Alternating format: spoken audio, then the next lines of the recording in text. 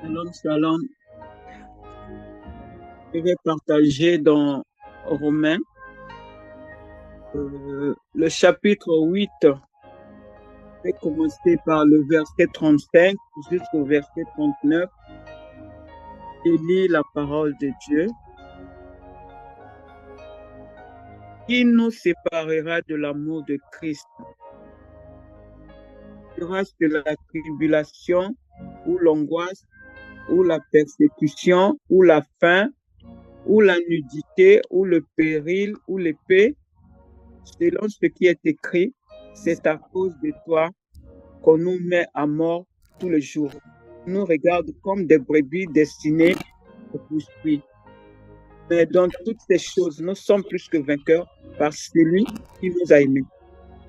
Car j'ai l'assurance que ni la mort, ni la vie, ni les anges, ni les dominations, ni les choses présentes, ni les choses à venir, ni les puissances, ni la hauteur va nous séparer de l'amour de Dieu manifesté en Jésus-Christ notre Seigneur.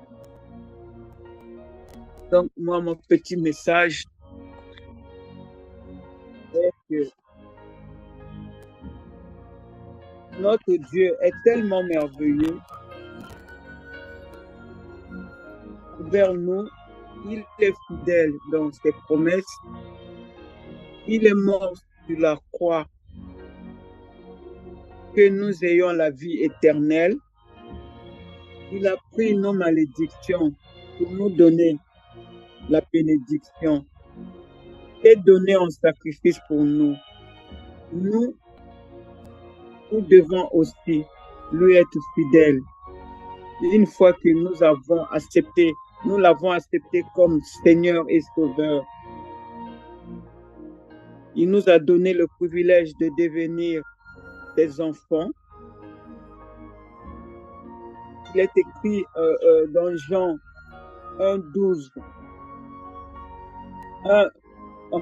Jean chapitre 1, verset 12 à 13. Mais à tous ceux qui l'ont reçu, elle leur a donné le pouvoir de devenir enfants de Dieu. Elles sont nées ni du sang, non de sang, ni de chair, ni de la volonté de la chair, ni de la volonté de l'homme, mais de la volonté de Dieu. Nous devons nous attacher à lui, à lui qui est notre Dieu, à l'aimer de tout notre cœur et de toutes nos pensées, de toute notre force, car c'est lui qui nous a aimés le premier. Pendant que nous étions une masse informe au sein maternel, il continue à nous aimer d'un amour inconditionnel. Dans ses promesses, il a dit qu'il ne nous abandonnera point, qu'il ne nous délaissera point. Au béni de toutes sortes de bénédictions, notre tour, nous devons lui être fidèles. Il est toujours prêt à tout pardonner, à pardonner nos péchés. Nous les confessons comme le dit 1 Jean 1,9, il est prêt à nous pardonner. Et il ne dort ni ne sommeille pour nous protéger. Dans le psaume 121, 4, lui qui est notre assurance. Dans Ésaïe 41, 10 et Ésaïe 43, 2, il nous dit aussi dans le psaume 23, 4 que quand nous marchons dans la vallée de l'ombre de la mort, il est là et sa houlette nos bâtons et que nous ne pouvons rien craindre car il est là. Sa houlette et son bâton nous rassurent. Il a promis qu'il ne nous délaissera point, qu'il ne nous abandonnera point. Il sera avec nous jusqu'à la fin des temps. En dehors de lui, nous n'avons pas la vie. Nous ne sommes rien sans lui. Jean a dit, où irions-nous? Seigneur, c'est toi qui as les paroles de la vie. Donc, c'est pourquoi nous devons nous attacher à notre Seigneur qui nous aime. Nous abandonner pour chacun de nous. Il nous aime tellement que nous devons aussi l'aimer de toute notre force. Voilà, que Dieu vous bénisse. Ça, c'est mon petit message que j'avais. Je bénis le Seigneur. Au nom de Jésus, j'ai ainsi prié. Amen. Oui, shalom, shalom. Donc, moi, je vais partager dans 2 Pierre. On va prendre 2 Pierre. On va lire le 6. On va lire jusqu'à 10. Humiliez-vous donc sous la puissante main de Dieu, afin qu'il vous élève au moment voulu. Déchargez-vous sur lui de tous vos soucis, car lui-même prend soin de vous. Soyez sobre, restez vigilants. Votre adversaire, le diable, rôde comme un lion rugissant, cherchant qui dévorer. Résistez-lui avec une foi inébranlable, sachant que les mêmes souffrances sont imposées à vos frères et sœurs dans le monde. Le Dieu de toute grâce vous a appelés en Jésus-Christ à sa gloire éternelle. Après que vous aurez souffert un peu de temps, il vous rétablira lui-même, vous affermira, vous fortifiera, vous rendra inébranlable. Voilà. Donc moi, je voulais parler que nous devons vraiment, on doit s'humilier, s'humilier. Quand on a des soucis, on doit montrer que Dieu existe, existe, que nos soucis ne vont pas nous laisser. On a des soucis, on reste là, hein? On a des soucis, par exemple, avec nos enfants, on n'appelle pas le Seigneur, on ne prie pas. On doit prier, on doit montrer au Seigneur que c'est lui qui peut nous combattre de tous nos soucis. On doit s'humilier, on doit venir voir notre Seigneur. On ne doit pas faire le gros dos là, que nous-mêmes on est là vainqueur, on peut tout faire. Non, le Seigneur peut nous aider, le Seigneur peut nous conforter, nous trouver toujours la solution à tous nos problèmes, tous les problèmes qui nous parcourent, tous les combats que nous faisons ça. Il n'y a que lui qui peut nous donner la solution. Notre Seigneur Jésus-Christ, lui-même il nous a dit, venez vers moi, tous vous êtes fatigués, tous les charges là. On n'oublie pas que c'est lui qui peut nous aider, il peut nous combattre, on peut pas faire confiance au diable, on peut pas se dire oui. Moi, je sais que moi-même, je vais combattre mes problèmes. Je ne vais pas appeler le Seigneur, je ne vais pas prier. Non, tu dois prier. Même s'il faut faire des jeûnes, tu dois faire confiance à Dieu. Faire des jeûnes, des sacrifices. Si le Seigneur te demande de faire des sacrifices, il faut prier le Seigneur. Tu as des soucis, tu as plein de problèmes que vraiment tu es combattu partout. Tu dois parler au Seigneur. Prier. Et le Seigneur, il viendra au moment voulu. Parce que le Seigneur, il prend son temps. C'est pas que tu dis au Seigneur aujourd'hui, tu as tes soucis, et alors tu vas dire oui, le Seigneur va venir tout de suite. Non.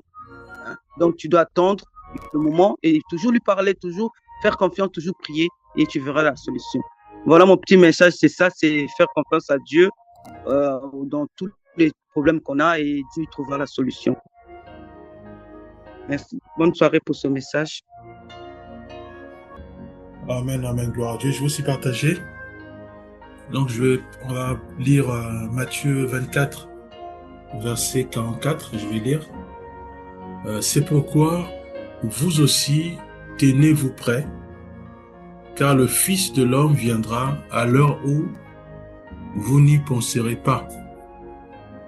Nous allons prendre Apocalypse 22, verset 12. Voici, je viens bientôt, et ma rétribution est avec moi, pour rendre à chacun selon son œuvre. Ici, nous constatons simplement que il y a des fois, on a tendance à oublier que nous sommes sur terre, certes, mais il y a un jour, le Maître va revenir. Jésus-Christ va revenir. Jésus-Christ va revenir et nous savons tous que c'est ceux et celles qui vont marcher conformément au Saint-Esprit, conformément à la parole de Dieu, conformément à la direction du Saint-Esprit. C'est ceux-là qui vont être choisis par le Seigneur, hein, qui vont participer à l'enlèvement. Jésus-Christ va revenir et il dit que voici je viens bientôt et ma rétribution est avec moi pour rendre à chacun selon son œuvre. Certes, nous sommes dans ce monde, nous avons toutes sortes, nous recevons toutes sortes de pressions, toutes sortes de difficultés, les problèmes de la vie, les problèmes par-ci, par-là, et on a tendance à oublier que le Maître va revenir. Donc, il n'y a pas besoin d'attendre que le monde disparaisse. Non, le Maître va revenir et il dit qu'il va revenir à l'heure où personne. On va prendre le verset, il dit, c'est pourquoi vous aussi tenez-vous prêts, car le Fils de l'homme viendra à l'heure où vous n'y penserez pas. Voyez-vous, Jésus-Christ va revenir. Alors, est-ce que nous sommes prêts? Puisqu'il nous appelle à être prêts. Jésus-Christ veut que nous soyons prêts. Toujours, tout le temps, constamment. Parce que nous ne savons pas l'heure, nous ne savons pas le jour, mais il nous demande d'être prêts. Ça me renvoie à l'image en Égypte, où Moïse va dire à son peuple, il va dire de rester dans la maison et de mettre le sang sur les linteaux pour que l'ange qui est censé frapper les préménés Égyptiens, en voyant le sang, il va passer la maison pour aller frapper d'autres maisons où il n'y avait pas le sang sur le linteau. Voyez-vous? Le sang, c'est un peu l'image du Saint-Esprit. Le sang, c'est l'image de la pureté, l'image de la sanctification, l'image de l'appartenance à Jésus-Christ. Or, nous savons tous que sur terre, pour croire, pour être chrétien ou pour être chrétienne, la procédure, elle est simple. C'est simplement croire à Jésus-Christ. Croire qu'il est le Fils de Dieu, croire qu'il est venu sur terre pour nous, croire qu'il est mon guide, croire que c'est lui qui est mon berger, c'est lui qui me conduit, croire à sa parole et pratiquer sa parole. Voyez-vous, si nous acceptons Jésus-Christ comme notre maître, comme notre sauveur, comme notre guide, à ce moment-là, nous avons déjà le salut. Voyez-vous, nous avons déjà le salut. Mais Jésus-Christ nous demande d'être prêts. Mais à quel moment nous sommes prêts? C'est quand nous marchons conformément à sa parole. C'est quand nous pratiquons sa parole. Puisqu'il dit, si vous m'aimez, vous garderez ma parole. Voyez-vous? Donc, il nous appelle à garder sa parole. Il nous demande d'être constamment prêts. Parce qu'un jour, il viendra. Voyez-vous? C'est pas la guerre atomique, non. Jésus-Christ va d'abord revenir. Bien. Le monde va rester. Jésus-Christ va d'abord revenir. Il n'y aura pas l'explosion de notre monde. Non, non. Jésus-Christ va revenir. Est-ce que nous sommes prêts? Voyez-vous? Dieu nous appelle à être prêts. Nous devons être prêts. Nous devons réaliser que, certes, nous sommes face à toutes sortes de pressions, les bruits d'une crise économique, les bruits des guerres et autres, mais cela ne doit pas affecter ou altérer la connaissance de réaliser que Jésus-Christ va revenir. Et il nous demande simplement d'être prêts.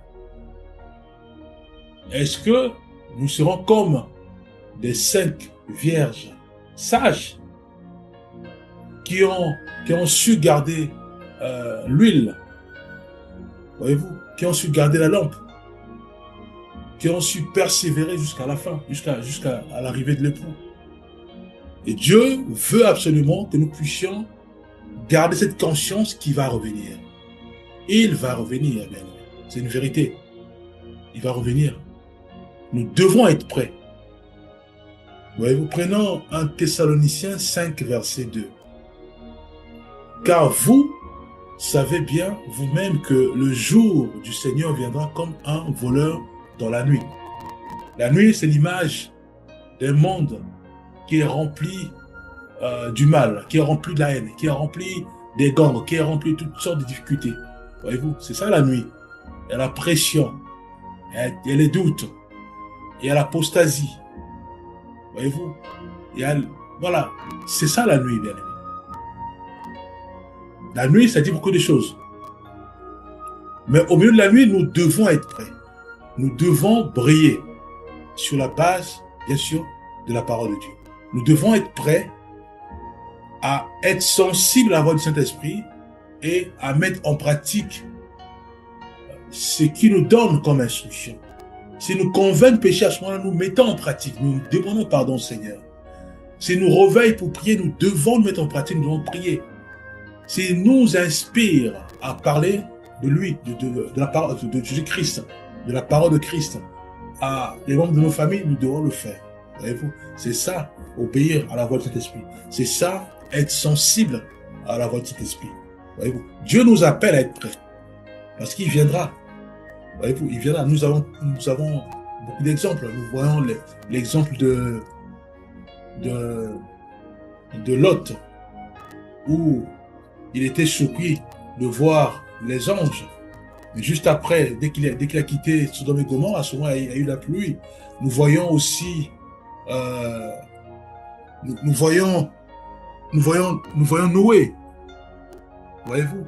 Donc, Dieu, il viendra. Jésus-Christ va revenir. Mais est-ce que nous sommes prêts? Il peut venir aujourd'hui, il peut venir demain. L'idée, c'est quoi? C'est que nous soyons prêts, constamment. Puisque réellement, il va venir. Donc, nous devons plus marcher tout en oubliant cette vérité qui consiste à dire que Jésus-Christ va revenir. Il va revenir, bien-aimés. Avons-nous toujours l'huile? Est-ce que nous brillons? Est-ce que nous obéissons au Saint-Esprit? Est-ce que nous marchons conformément à la parole de Dieu? Est-ce que réellement nous nous approchons de notre Seigneur à travers sa parole? Hébreux 10, 37 dit ceci, dit encore un peu, bien peu de temps. Et celui qui doit venir viendra. Et il ne tardera pas. Bien aimé, c'est une vérité. Voyez-vous, c'est une vérité. Noé, c'était pareil, il construisait l'arche. Voyez-vous, mais les gens, certes, peut-être que des temps passés, les gens, ils continuaient à, voilà, la Bible dit qu'à marier leurs enfants, à boire et à faire la fête. Puisque c'était l'habitude. Mais nous devons être éveillés, bien aimés, nous devons être prêts et nous devons surtout avoir la conscience que le Maître va revenir. Nous n'avons pas la date, ni l'heure, mais nous devons prier pour que Dieu nous fortifie, que Dieu nous aide à ne pas oublier cette vérité, que Jésus-Christ va revenir sur terre. Un jour, on ne sait pas quand, mais il va revenir, c'est une vérité. Nous devons être prêts à ce moment-là. Jean 14, 3, 10 dit, et lorsque je m'en serai allé et que je vous aurai préparé une place, je reviendrai et je vous prendrai avec moi, afin que là où je suis, vous y soyez aussi. Qui parle? Le Maître. C'est Jésus-Christ qui parle. Donc en gros, c'est la parole de Dieu qui parle. C'est la parole faite chair qui parle. Et cette parole, c'est la vérité. Parce que la Bible dit, sanctifie-les par ta vérité, ta parole est la vérité. Et cette parole, c'est une vérité. elle va s'accomplir, bien. La parole dit ceci, il dit, et lorsque je m'en serai allé, et que je vous aurai préparé une place, je reviendrai, et je vous prendrai avec moi, afin que là où je suis, vous y soyez aussi. Voyez-vous? Donc, c'est une certitude. Jésus-Christ va revenir. Mais il nous demande d'être prêts. Est-ce que nous sommes prêts? Puisque là-bas, lui, il travaille. Il travaille. Il est en train de nous préparer une place. Donc, il est dynamique. Il travaille. Mais il nous a laissé une mission. C'est que nous soyons prêts. Voyez-vous? C'est comme un père ou une mère qui quitte la maison pour aller travailler. La maman va dire à ses enfants, ou le père va dire à ses enfants, écoutez, vous arrangez la maison.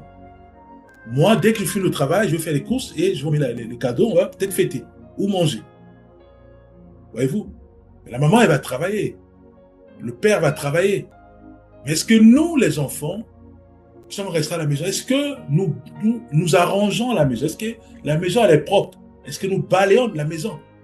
Puisque c'est sûr et certain, maman va revenir. C'est sûr et certain que papa va revenir avec les cadeaux, avec les gâteaux, pour fêter peut-être l'anniversaire, par exemple. Voyez-vous, est-ce que nous sommes prêts? C'est ça l'image. Jésus-Christ, il va aller préparer une place. Là-bas, il travaille, bien aimé. Et il sait qu'il va revenir. Et il nous a dit que non, vous devez être prêts. Est-ce que nous sommes prêts? Voyez-vous, bien aimé. Donc, nous devons prier. Seigneur, certes, que parfois on a tendance à oublier que tu vas revenir. Mais aide-nous à être éclairés. Aide-nous à veiller. Malgré la pression, malgré toutes sortes de difficultés que nous rencontrons constamment, la pression, les vagues, les problèmes de santé, les problèmes dans les foyers, les problèmes, voilà, toutes sortes de problèmes, le voisinage et autres. Mais aide-nous à ce que ces problèmes ne puissent pas nous consumer. Mais nous voulons au contraire avoir nos regards fixés vers toi et puis décimer ces problèmes pour garder en tête que le Maître va revenir. Jésus-Christ reviendra. Et nous devons être prêts. Nous devons avoir l'huile. Nous devons avoir gardé la lampe éclairée, notre lumière. Voyez-vous? Voici ce que tu as partagé. Nous allons prier. Père Céleste, nous te rendons grâce pour vraiment tous ces messages. Aide-nous vraiment à garder cela. Bénis chacun de nous, Père, et fais-nous grâce. Fais-nous grâce de garder dans notre cœur que le Maître va revenir. Aide-nous à être prêts et nous croyons que tu vas nous aider. Au nom puissant de Jésus-Christ, nous avons ainsi prié. Amen.